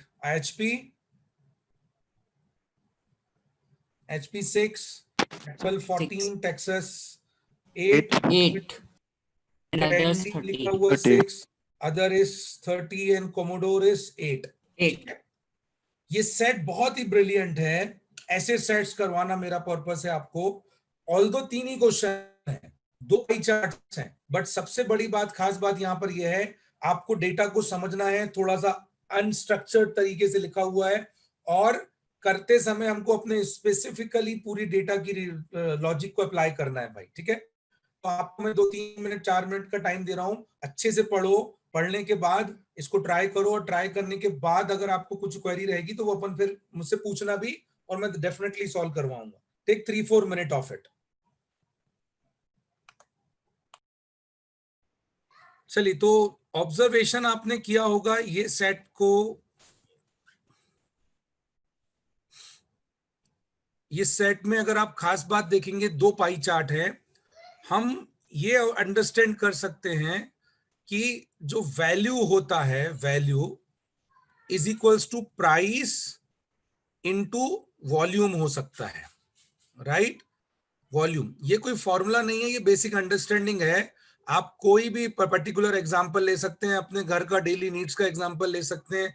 मुझे 10 kg राइस परचेस करना है और हर केजी की कीमत 22 है, ठीक है, ₹22 है। तो स्वाभाविक सी बात है मुझे 220 पे करना पड़ेगा। तो 220 जो मैं पे कर रहा हूं ये वैल्यू है, ठीक है। 22 उसका प्राइस है, और 10 kg उसकी क्वांटिटी, जिसको हम वॉल्यूम भी बोल सकते हैं। अब ये कंपनी के पॉइंट ऑफ व्यू से वॉल्यूम बन जाता है, हमारे पॉइंट ऑफ व्यू से क्वांटिटी बन जाता है। वैल्यू को आप रेवेन्यू भी लिख सकते हैं। तो ये कोई बड़ा नया कुछ उसमें नहीं है, लॉजिकली आप देखें वही रिलेशन रहेगा। Price, quantity, value, price, volume, value, what ever it is, ठीक है। तो ये हमारे पास एक रिलेशन है। अब अगर आप ऑब्जर्व करें, this pie chart is basically consisting of value, right. And जो अगला पाई चार्ट है हमारा, ये वाला पाई चार्ट है, this is basically consisting of volume. ये डायरेक्टली लिखा नहीं है, ऐसा होगा, कई बार ऐसा होगा कि आपको डायरेक्टली लिखा होगा, आपको पढ़ना पड़ेगा। यही डेटा इंटरप्रिटेशन का कमाल है कि भाई वो कई अलग अलग तरीकों से रिप्रेजेंट हो सकता है। तो ये एक पैराग्राफ दे दिया, उसके पहले एक चार्ट दे दिया, एक बाद में चार्ट दे दिया, ऐसा हुआ है।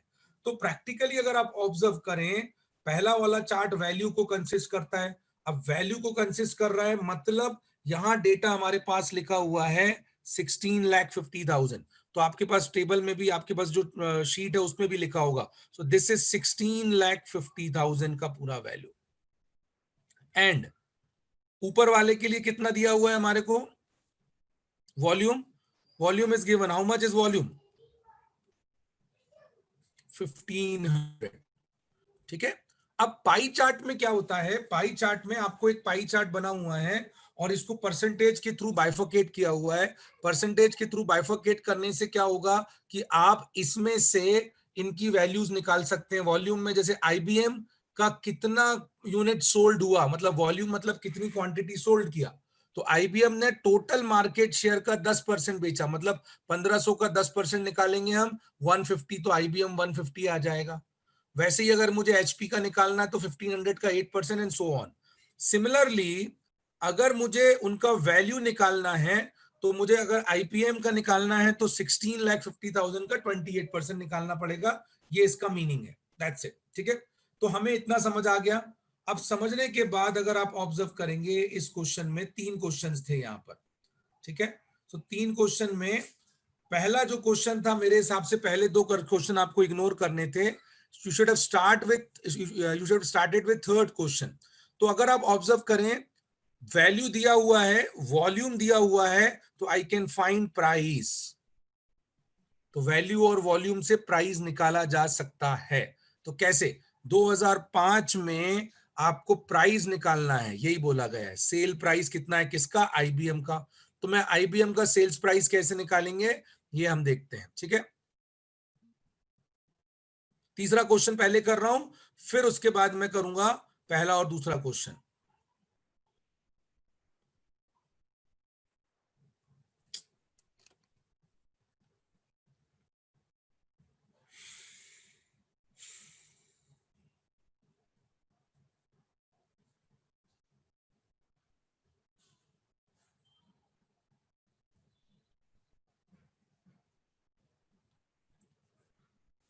So if you observe, IBM का वैल्यू निकालना है मुझे. तो IBM का वैल्यू कितना होगा? 16,50,000 का 28%. So 28% is simply 28 by 100. So इतना वैल्यू होगा. अब एक गलती मत करिएगा कि यहाँ एग्जैक्ट निकाल रहे हैं हम लोग. Leave it like this. Because आप देखिएगा अभी आपको समझ में आएगा. प्राइस तो हमको निकालना ही है, तो प्राइस इज पी पता नहीं है, और 1500 वॉल्यूम है टोटल, उसमें आईबीएम का हिस्सा 10% है out of 100. Why I have not asked you to calculate values? Because देखिए कितना आसानी से कैलकुलेशंस आपके होंगे. ये 2 जीरो चला गया यहाँ से 150. अब यहाँ से भी 2 जीरो कैंसिल होता है, और 1 जीरो मैं यहाँ से भी कैंसिल कर सकता हूँ. ये 2 ये चलेगा, ये 3 यहाँ चलेगा. तो इफेक्टिवली 15 से डिवाइड होना ये वैल्यू को. तो 1650 into 28 divide by 15 is my price. 15 का टेबल अगर आपको आता है, बहुत आसान हो गया. 15 1 15, 15 1 15 and 0. Now I have to multiply 28 by 110. So this is 100 plus 10. ऐसा लिख सकता हूं 110 को. मैंने कुछ रॉकेट साइंस नहीं किया, सीधा 110 को ब्रेक कर दिया. 28 को 100 से मल्टीप्लाई करिए, सो 2800 होगा. 28 को 10 से मल्टीप्लाई कीजिए, दिस इज 280 होगा. अगर दोनों को मैं ऐड कर दूंगा तो 110 से आ गया, विच इज व्हाट? 3080.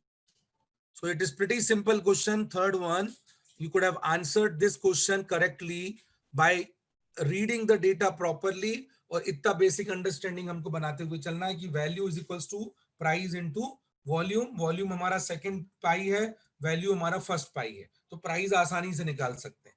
हाँ, अगर एक ही पाई दिया होता और पूछा होता प्राइस निकालने के लिए, तो आप नहीं निकाल पाते, क्योंकि दूसरा वेरिएबल भी रह ही जाता था आपके सामने. इसके बाद एक क्वेश्चन जो आपकी प्योरली अंडरस्टैंडिंग पे डील करता है, वो है क्वेश्चन नंबर 1, मतलब 20th क्वेश्चन. इसका आंसर क्या होगा मुझे बताइए, क्या लगता है आपको? ये कर लिया हमने, 3080 आया ऑप्शन नंबर 4. 20 का आंसर क्या होगा?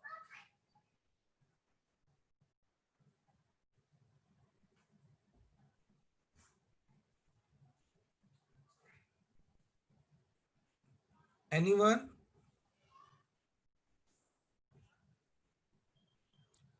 ठीक है, वेरी गुड. अगर आप ऑब्जर्व करें, आपका रीडिंग यहीं से समझ में आएगा कि आप कैसे रीड करते हैं और कैसे डेटा को एनालाइज करते हैं.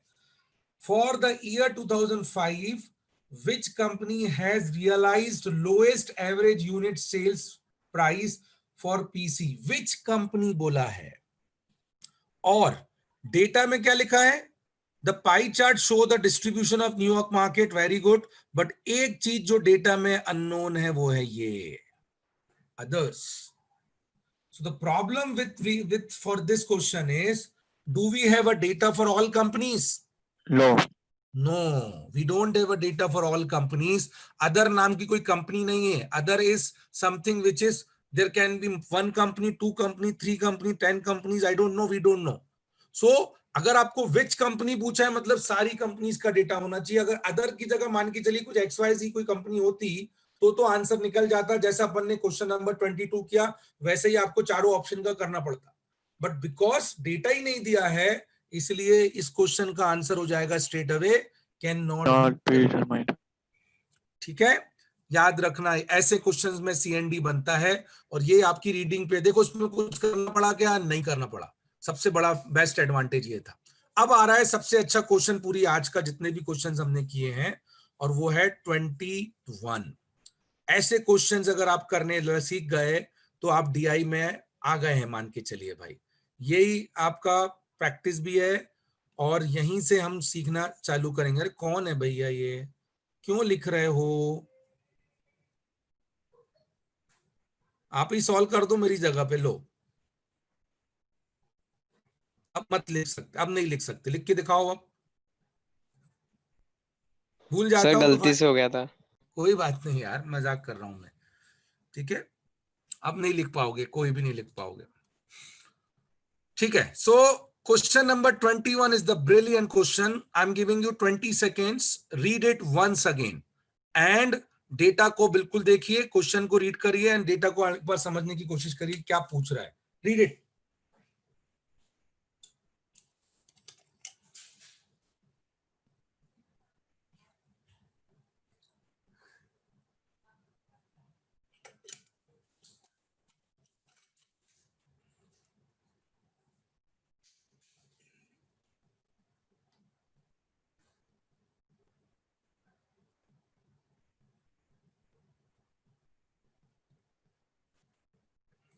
ओके, सो अगर आपने केयरफुली इस क्वेश्चन को रीड किया है, करने को जो ये बोल रहा है, एक बात अच्छी है कि एक ही पाई चार्ट का डेटा चाहिए, क्योंकि उसमें देखो साफ साफ लिखा है सेल्स वैल्यू वाइज। जब वो सेल्स वैल्यू वाइज बोल रहा है, इसका मतलब ये है कि मुझे ये वाले डेटा से मतलब नहीं है, मुझे ये वाले डेटा से मतलब है। बट अगर आप ऑब्जर्व करें, नंबर यहां पर बहुत बड़ा है, ह्यूज नंबर है, 16,50,000, 16,50,000। अब डॉलर वॉलर ऐसे भी आप जानते हैं, उससे कोई लेना देना नहीं है, क्योंकि ये हमको रुपी में रहे या डॉलर में रहे, जब तक कन्वर्शन की बात नहीं होगी तब तक कोई मतलब नहीं, हमारे लिए वो नंबर है बस। बट 16,50,000 का इतना सारा वैल्यू निकालना थोड़ा डिफिकल्ट होता है। तो इसी बात को हमको यहां देखना है कि बिकॉज आंसर चाहिए मुझे परसेंटेज में, ये देखिए लिखा हुआ है कीवर्ड हमारा, ये सबसे ज्यादा ताकतवर हमारे लिए रहा कि भाई परसेंटेज में आंसर चाहिए। तो और दूसरी बात, मुझे पाई चार्ट पे डील करना है, हमेशा याद रखना, ये दो बातों को ध्यान रखना जो दोनों इस क्वेश्चन में हो रही है। I am repeating, if answer you require, answer required in percentage and I have to compare only one pie chart. I don't need to compare multiple pie charts. ठीक है, I have to compare only one pie chart. If this is the condition, you can assume total value as 100 rather than taking 16,50,000, because ultimately my answer will be similar for any values for percentage. क्योंकि percentage अगर आप 100 base लेके करेंगे, 200 base लेके करेंगे, या 16,50,000 लेके करेंगे, वाइल कैलकुलेटिंग परसेंटेज आप वही करने वाले हो जो फंडामेंटली हम कर रहे हैं, ग्रोथ निकालना, चेंज निकालना, या व्हाटएवर इट इज जो भी करना। तो आप 16,50,000 को भूल जाइए इस क्वेश्चन के लिए। ऑल्दो अगर हम इस बात को नहीं समझते ना तो ये क्वेश्चन बड़ा हो जाता, बट अगर हमको पता चल गया कि भाई हमारा बेस 100 लेना है हमको और इस क्वेश्चन को सॉल्व करना है, तो देखिए कितना आसान हो गया ये क्वेश्चन।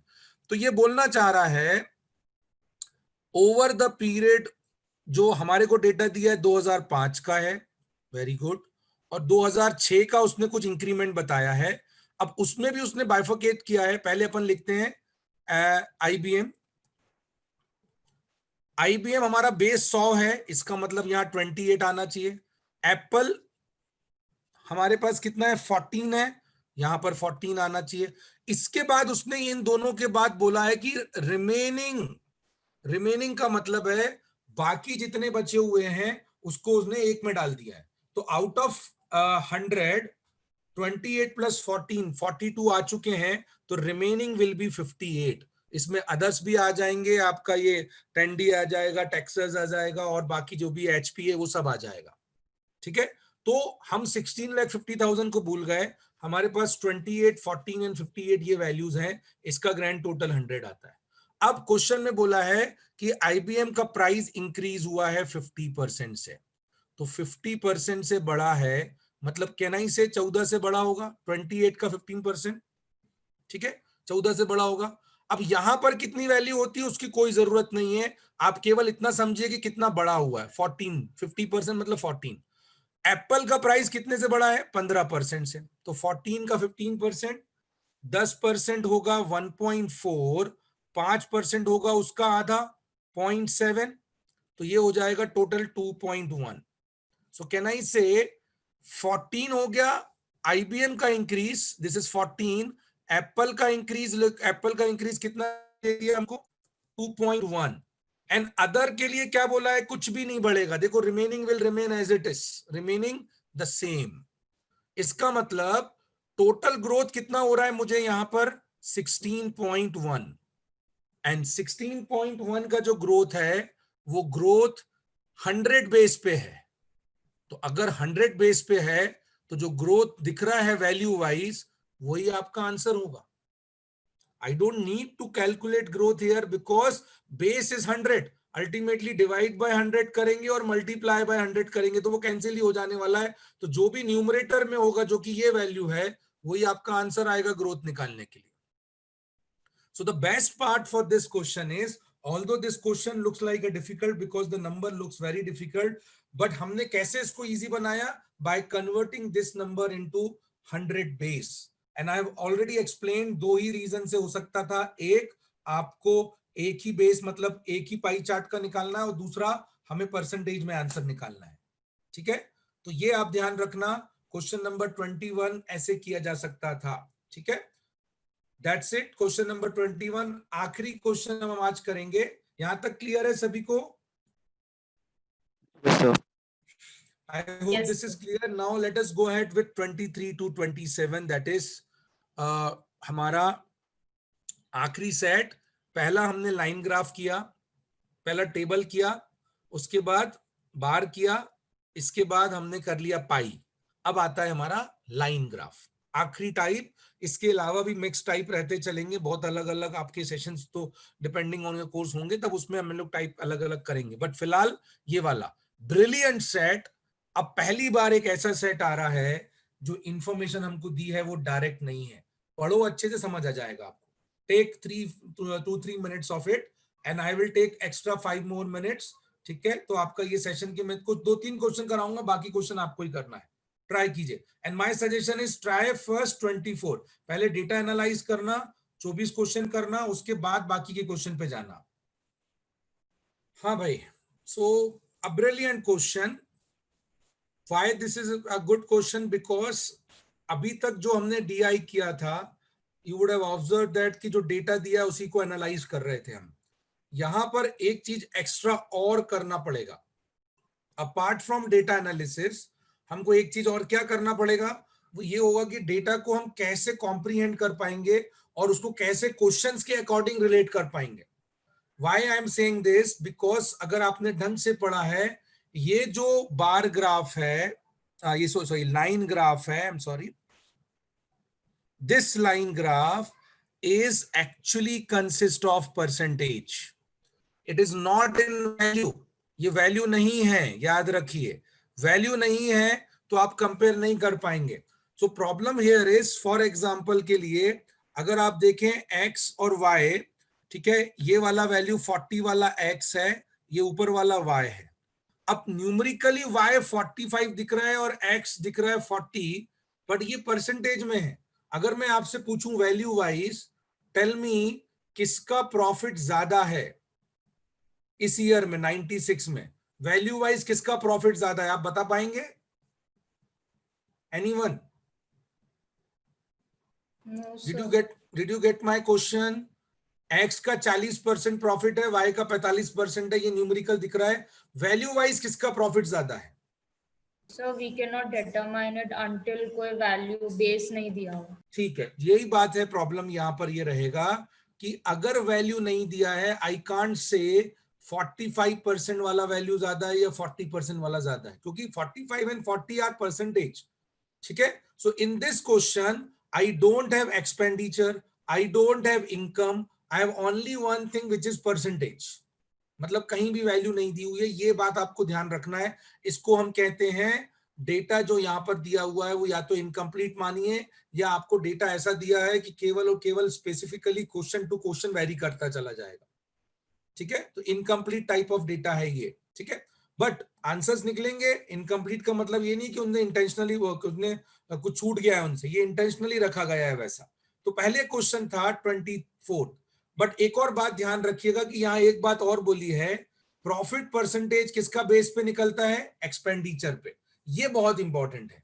तो ये जो 40% है, 35% है, 50% है, ये एक्सपेंडिचर के बेस पे है। मतलब एक्सपेंडिचर का वैल्यू अगर दिया है तो आप प्रॉफिट जोड़कर इनकम निकाल सकते हैं। तो can I use this formula simple, income is equals to expenditure plus profit. Profit ये सब रुपीज में है। ठीक है, प्रॉफिट जो दिया हुआ है ये सब रुपीज में। ये जो प्रॉफिट है, ये प्रॉफिट कैसे निकाला जा सकता है? एक्सपेंडिचर का प्रॉफिट परसेंटेज। यस और नो? तो अगर एक्सपेंडिचर दिया है तो प्रॉफिट परसेंटेज की सहायता से मैं प्रॉफिट निकाल लूंगा और एक्सपेंडिचर जोड़ दूंगा उसमें, तो इनकम निकाल लूंगा। इसलिए मैंने आपको बोला था 24वां करो। तो अगर एक्सपेंडिचर गिवन है हमको, ठीक है, 24th में 1997 का वाई का एक्सपेंडिचर इज गिवन 220 और हमें प्रॉफिट दिया हुआ है, बट प्रॉफिट तो वैल्यू में दिया हुआ है। तो वैल्यू में कितना दिया हुआ है? प्रॉफिट हमारे पास, प्रॉफिट तो परसेंटेज में दिया है, सॉरी, तो परसेंटेज में कितना दिया है? 97 में हाउ मच? 35%। देखो डेटा में दिखा हुआ है वाई का वैल्यू। तो प्रॉफिट इज गिवन 35%, राइट? सो 220 का मुझे 35% निकालना है। 10% 22, उसका 3 गुना किया तो 30%, इसका भी 3 गुना कर देंगे 66। तो 30% इज 66। 10% अगर 22 है तो 5%, 10% का आधा, तो 10% इज 22, उसका आधा इज 11। तो 66 का में 11 आपने ऐड किया, सीधी सीधी बात है, स्ट्रेट अवे 35% हमने निकाला। जो पैरेलल में आपको मेथड बताते जा रहा हूं उसको ऑब्जर्व करते रहिए, बहुत हेल्पफुल होगा आपको। सो कैंट वी से your income for 1997 will be 297। ठीक है, so this is question number 24 for us. इस तरीके से हमने 24 को निकाला यहां पर भाई। अब पैरेलली हमको बाकी क्वेश्चंस भी करने थे, तो क्यों ना हम क्वेश्चन नंबर 23 पहले कर लें। अब 23 की ही मैं कंसर्न आपको शो कर रहा था कि डेटा नहीं दिया है तो भी आंसर कैसे निकलेगा। ऑल्दो देखो नन ऑफ दीस नहीं है, कैन नॉट बी डिटरमाइंड नहीं है, इसका मतलब आंसर निकाल सकते हैं। So you can see 24th question में, 24th में डेटा था, क्या डेटा था? एक्सपेंडिचर। बट 23rd में तो एक्सपेंडिचर का वैल्यू दिया ही नहीं है, तो भी अपन निकालेंगे। क्यों? क्योंकि हमें वैल्यू में निकालना नहीं है, आंसर काय में चाहिए? रेशो में चाहिए। ठीक है, निकालते हैं। सो ये वाला पार्ट में रफ कर रहा हूं and let us try and observe कैसे करेंगे। अब सबसे बड़ी चीज जो हमने पिछले क्वेश्चन में भी पढ़ा और इंटायरली दिया हुआ है, प्रॉफिट वाला ये जो डेटा है, इस पूरे डेटा का इस्तेमाल तब होगा जब आपके पास एक्सपेंडिचर होगा। एक्सपेंडिचर अगर नहीं दिया है तो हमको एक्सपेंडिचर को अज्यूम करना पड़ेगा, और अज्यूम करते समय हम एक इजी नंबर अज्यूम करेंगे। तो कभी भी अज्यूम करने में ये एक एडवांटेज होगा कि आप वेरिएबल पे नहीं फंसेंगे। तो वही अब हम 23rd में करने वाले हैं। हमको रेशो ऑफ इनकम दिया हुआ है, बट उसका तभी काम है जब हम एक्सपेंडिचर से आगे बढ़े। तो कैन आई से एक्स और वाई का, एक्स का 2000 का, ठीक है, और वाई के लिए भी 2000 का हमको दिया हुआ है एक्सपेंडिचर। दिया नहीं है, सॉरी, एक्सपेंडिचर नहीं दिया है, तो हमें क्या कर लेना चाहिए? उसको अज्यूम करना चाहिए ताकि हम वेरिएबल पर ना आए। क्योंकि एक्सपेंडिचर में आपने प्रॉफिट जोड़ा जो कि रेशो दिया हुआ है 2000 में, वो मिला हुआ है डेटा, तो हमारे पास इनकम आ जाएगी। यही हमने पिछले में भी किया था। अब एक्सपेंडिचर को हमको अज्यूम करना है, तो हमेशा अज्यूम करिए मल्टीपल ऑफ 100। अब मल्टीपल ऑफ 100 में हमको पता है कि एक को लेंगे तो दूसरे को नहीं ले सकते, अगर दोनों को लेना है तो स्मार्टली कैसे ले सकते थे, we could have taken 100x here and 100y here. तो x और y की वैल्यूज को अपन ने 100x और 100y ले लिया। अब हमारे पास एक्सपेंडिचर आ गया तो ये डेटा का काम इस्तेमाल होना चालू हो जाएगा, ये नहीं होता तो नहीं हो पाता। अब ये मैंने अज्यूम किया है, ठीक है, एक्चुअली हमने नहीं माना है, ये एक्चुअल नहीं है, हमने अज्यूम किया है। तो अगर 100x एक्सपेंडिचर है x का, 100y है, तो उसकी इनकम क्या होगी देखिए। तो उसके लिए प्रॉफिट लिए 2000, मतलब ये डेटा को अपने को देखना है। तो y का वैल्यू 65 दिख रहा है मुझे और x का वैल्यू 50 दिख रहा है, ठीक है। तो 65% of 100x is 65x and 50% of y is 50y. So can I say my income will be 165x and 150y? So what we are assuming, our income, our assumption के हिसाब से income must be 165 is to 150. Actually हमको दिया हुआ है जो कि किसके बराबर, 3:4 के बराबर। Brilliant. 165x upon 150y is as equal as 3/4। और आपको पूछा था रेशियो ऑफ एक्सपेंडिचर, मतलब x और y का, यहां से मिल जाएगा। x की वैल्यू y की वैल्यू नहीं मिलेगी, बट x और y का रेशियो मिल जाएगा। देखो 15 से ट्राई किया, ये 11 टाइम, ये 10 टाइम, ये और छोटा हो रहा है 2 जा, ये 2 5 जा। अपन ने यहां शिफ्ट किया तो ये चला जाएगा 22x and this is what 5y into the 15y. So can I say x upon y need to be 15/22? That's it. Answer number 3. So ये डेटा हमने बनाया और इससे अपना वैल्यू निकाला। ये सबसे खास बात है डेटा की, यहाँ पर छोटा डेटा बट ऐसा जो आपको डिडक्ट करते स्ट्रेट अवे नहीं बन रहा है। चलिए आज का आखिरी क्वेश्चन हम देख रहे हैं, 25वां 25th। Based on this similar logic, similar concept, सब कुछ सिमिलर है उसमें। एक बार जल्दी से रीड करिए क्वेश्चन नंबर 25th। हाँ so question number 25th is almost similar like this. We don't have expenditure, ठीक है, we have income, that is total income। तो बहुत हद तक सिमिलर ही है। इस बार बस इतना ही डिफरेंट है कि इनकम का रेशो की जगह हमारे पास टोटल इनकम का वैल्यू दिया है, तो कोई दिक्कत नहीं, हम उसको ही ले लेंगे। अब एक बात और अच्छी थी यहाँ पे कि x और y का एक्सपेंडिचर उन्होंने क्या दे दिया है, इक्वल। जब इक्वल बोला है तो x और y अब लेने की भी जरूरत नहीं है। I can straight away assume this is 100 and this is 100। पिछले क्वेश्चन में यहां नहीं दिया था, इसलिए अपन ने 100x 100y लिया था, ठीक है। अब अगर आप ऑब्जर्व करें, हमारे पास 100 एक्सपेंडिचर है x का, y का भी 100 है। किस साल के लिए, विच ईयर के लिए, 1996। 1996 के लिए दिया हुआ है। तो दिस डेटा, तो ऊपर वाला जो है 45 इज y, नीचे वाला 40 is x। So this is 40, this is 45। So what need to be income, 140, 145। अब ये जो 342 दिया है, जो दिया हुआ उस हिसाब से हम यहां पर भी लिखेंगे भाई। हमको दिया है टोटल इनकम 342, हमारे हिसाब से टोटल इनकम कितनी है, विच इज 285। ये हमारा अजम्पशन है। सो कैन आई से 285 which is what we are assuming is as equal as 342। Brilliant, ये एक्चुअल है, ठीक है। बचपन में आपने सीखा होगा assumption से एक्चुअल को कंपैरिजन करना। I wanted to make it pretty simple, don't wanted to use formulas, don't wanted to use variables, that's why we are doing it. So 285 is assumption actually which is equal to 342।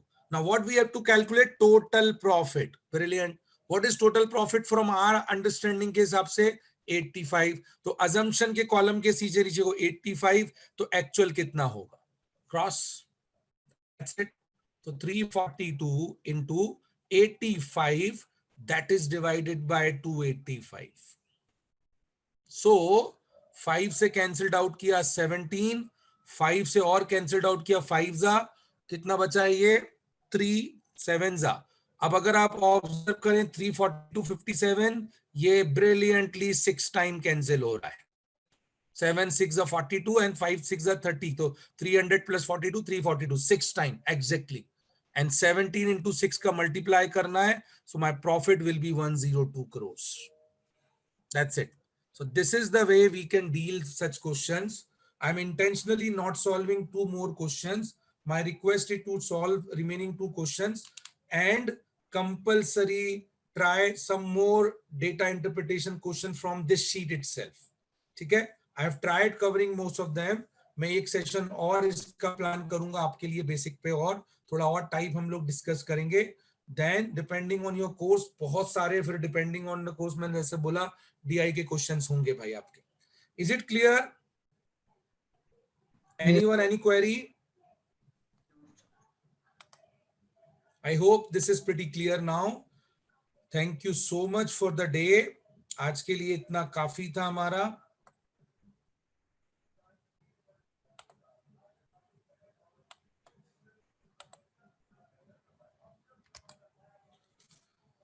चलो, thank you so much.